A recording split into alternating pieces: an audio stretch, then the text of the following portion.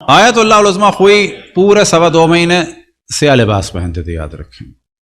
اور اس وقت ایک بہت بڑی تعداد قم میں بھی جس طرح ہم نے پہنا ہے، آپ یقین جانیں تقریباً جب ہماری نوجوانی تھی اس زمانے میں سیاہ لباس کا اتنا شاید رواج نہیں تھا. اگر آپ کو یاد ہو، مرد عام طور پہ سفید کرتا سفید پاجامہ پہنتے تھے، کچھ لوگ سیاہ کرتا پہنتے تھے. اگر آپ ماضی میں چلے جائیں، اللہ کا شکر ہے کہ یہ سیاہ لباس بڑا ہے، اور یاد رکھیں کہ یہ عزاداری ایسے ہی بڑھتی رہے گی. اتنا سیاہ لباس دنیا میں کبھی نہیں ہوتا تھا. تو مطمئن ہو جائیں کہ عزاداری آگے بڑھے گی. بالکل تصور نہ کریں، غم نہ کریں، فکر نہ کریں کہ عزاداری کم ہوگی.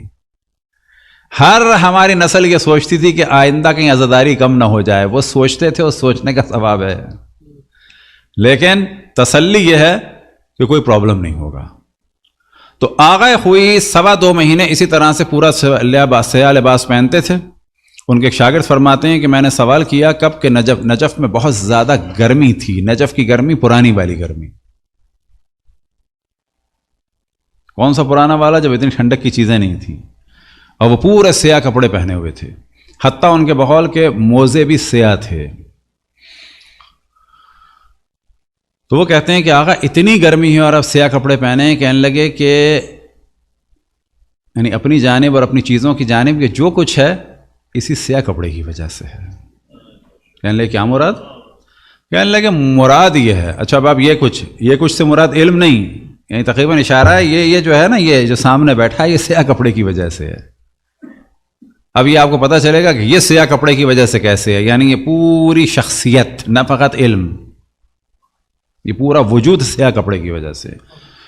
فرماتے ہیں کہ میرے والد جو ہیں، یہ سب یہ ترک تھے، یہ لوگ آگے خوئی وغیرہ، تبریز وغیرہ کے پاس ایک جگہ ہے خوئی، وہاں کے تھے. فرماتے ہیں میرے والد، ان کے والد یاد رکھیں، والد ان کے تھے بہت، ان کا بلند مقام، اللہ ان کے درجات کو بلند سے بلند فرمائے. وہ علمی اعتبار سے اتنے مشہور نہیں تھے جتنے یہ تھے. وہ فرماتے ہیں کہ میرے والد جو ہے وہ روضہ خوانی سے کیا مراد؟ مجلس. وہ پڑھتے تھے، اور میری والدہ کے یہاں ہر دوسرے تیسرے مہینے، معذرت، ہر دفعہ جب حمل ہوتا تھا تو 2 یا 3 مہینے میں ساقط ہو جاتا تھا. 2 یا 3 مہینے بعد ساقط ہو جاتا تھا.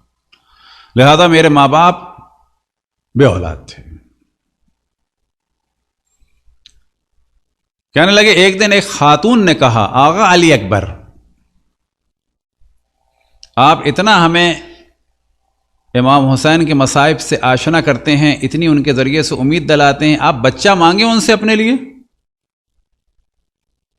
کہنے لگے میرے دل میں لگا کہ واقعاً مجھے بچہ مانگنا ہے امام حسین سے. آ کے کہتے ہیں بیوی کے پاس کہ کوئی نظر کرنی ہے، اور ان کے حالات انتہائی خراب. اب نظر کرنے سے ان کے ذہن میں کیا ہے؟ کوئی بڑا کام جس میں خرچہ بھی ہو. تو فرماتے ہیں میری والدہ نے کہا کہ ضروری نہیں ہے کہ نظر آپ کریں کوئی بڑے خرچے والی، کیونکہ ایران میں عام طور پر کیا ہے، نظر سے مراد کہ جانور ذبح کیے جا رہے ہیں، کھانا پکایا جا رہا ہے، کھانا بانٹا جا رہا ہے، یعنی میں کچھ دوں. نظر بے معنی نذرانہ، یعنی امام حسین کی خدمت اقدس میں کوئی چیز پیش کروں. اس طرح سے سمجھیں، نظر اردو والی نہیں بات ہو رہی، یا فقی نظر کی نہیں، یعنی کچھ دوں، شہداء کربلا کی راہ میں، امام حسین کی راہ میں، محرم میں خرچہ کروں. تو والدہ کہتی ہیں کہ نہیں وہ تو نہیں ہے، لیکن ایک نظر ہو سکتی ہے. کہ کیا؟ کہنے لگے نظر کریں کہ ہم لوگ پورے ان دنوں میں سیاہ لباس پہنیں گے، اصلاً بغیر سیاہ لباس سے کوئی لباس نہیں پہنیں گے.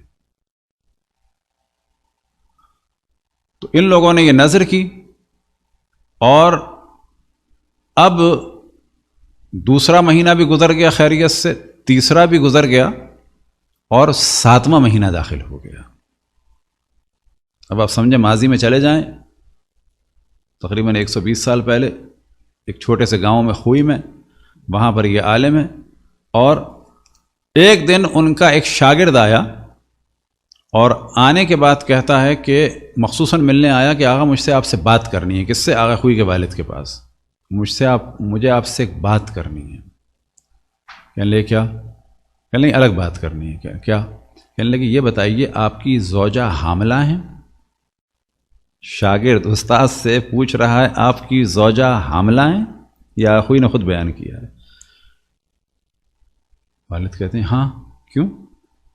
تو رونے لگا، کہنے لگا کل رات کو میں نے رسول اللہ کو خواب میں دیکھا، مجھے سمجھ میں نہیں آ رہا تھا یہ کیا خواب ہے۔ وہ کہہ رہے تھے کہ اپنے استاد علی اکبر سے کہو، یہ جو میں آپ سے بتا رہا تھا نا، یہ چیزیں ہوتی ہیں ایمان کو مضبوط کرنے کے لیے، بعض دفعہ وہ ان کے پاس بھی آ سکتے تھے کہ مجھے خواب میں رسول اللہ صلی اللہ علیہ وآلہ وسلم آئے اور مجھ سے کہتے ہیں کہ جاؤ اپنے استاد سے کہو کہ تم نے جو میرے بیٹے کے لیے سیاہ لباس کی نظر کی ہے، تمہارے بچے کی حفاظت میں کروں گا اور اس کو طول عمر اور بہت بڑا فقیہ بناؤں گا۔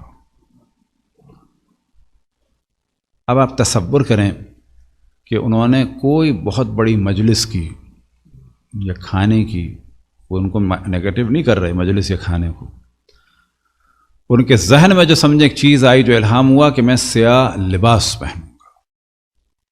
یہی وجہ تھی کہ آخوئی ہمیشہ جو ہے وہ ایام ازاں میں سیاہ لباس پہنتے تھے، اور پھر انہوں نے کہا کہ یہ جو سب کچھ ہے، کون سا سب کچھ؟ یعنی یہ، اور جو اس کے پاس جو کچھ ہے وہ اس سیاہ لباس کی وجہ سے۔